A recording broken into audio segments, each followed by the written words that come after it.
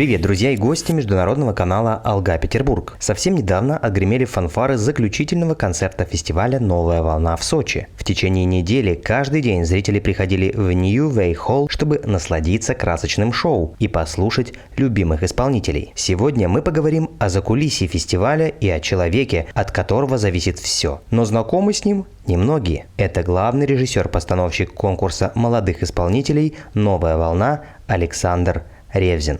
Александр Ревзин работает. Композитор, певец, поэт Игорь Николаевич. Нам с Иваном посчастливилось побывать на репетиции этого мероприятия, и мы увидели, сколько сил, сколько знаний необходимо, чтобы соединить на сцене все службы, артистов, музыкантов, ведущих в единый спектакль. Мы восхищались концертами каждый день, и нам захотелось посвятить хотя бы один фильм дирижеру красочного шоу Александру Ревзину.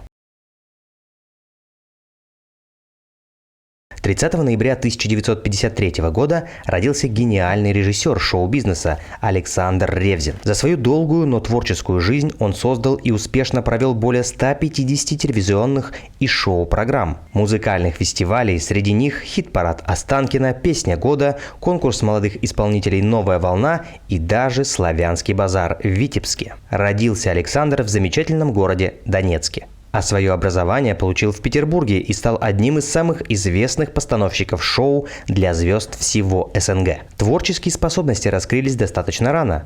В 9-летнем возрасте Александр Ревзин исполнил пантомиму на всесоюзном конкурсе артистов эстрады, после чего стал его лауреатом. Еще тогда, в школьные годы, Ревзин проявил свою тягу к эстрадному искусству. Его очень сильно вдохновляло творчество Леонида Ингебарова. После переезда в Ленинград Александр Ревзин поступил на режиссуру в Ленинградский институт культуры имени Крупской. И это уже стало смыслом всей его жизни. Параллельно с этим он работает в Ленконцерте, руководит эстрадным коллективом «Рандеву», работает режиссером театра песни Аллы Пугачевой. Горжусь, что у меня такой ученик.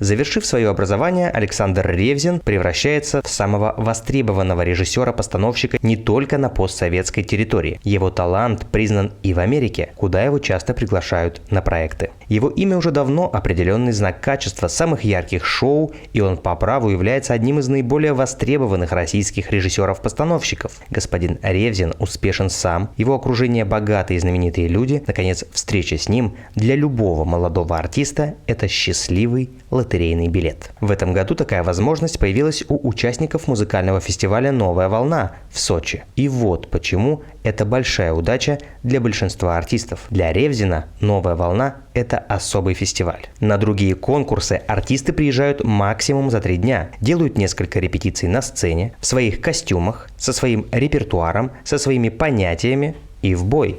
Мы изначально отбираем самых-самых. На адрес «Новой волны» приходят десятки тысяч фонограмм, из которых мы отбираем 1000 и лично просматриваем лишь сотни. На выходе из этого сита остается всего 11-16 имен, так что все финалисты уже победители. Они прошли через горнило, а дальше происходит метаморфоза. Способные ребята превращаются в артистов. Мы готовим своих исполнителей от и до. Кормим, поем, одеваем, обуваем, придумываем им репертуар, образ, учим актерскому мастерству, жизни на сцене и так далее. Зачастую они должны забыть, что у них было до того. Их предыдущий опыт становится бесполезным или даже мешает. Сняла туфель, босой ногой пододвинула, не можешь достать. А сейчас еще танцевать надо. Сбросила и пошла.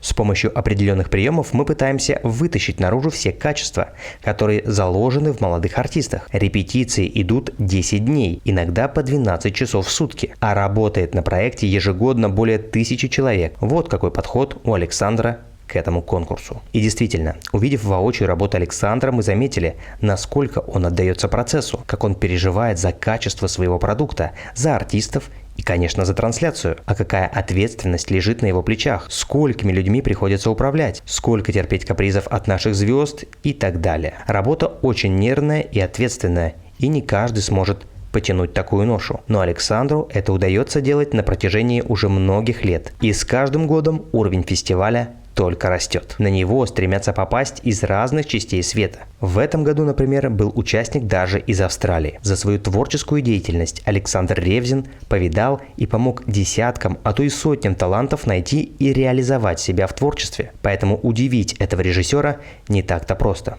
И все же это удалось. Вы только посмотрите на эту бесценную реакцию Александра на репетиции Димаша Кудайбергена в 2018 году.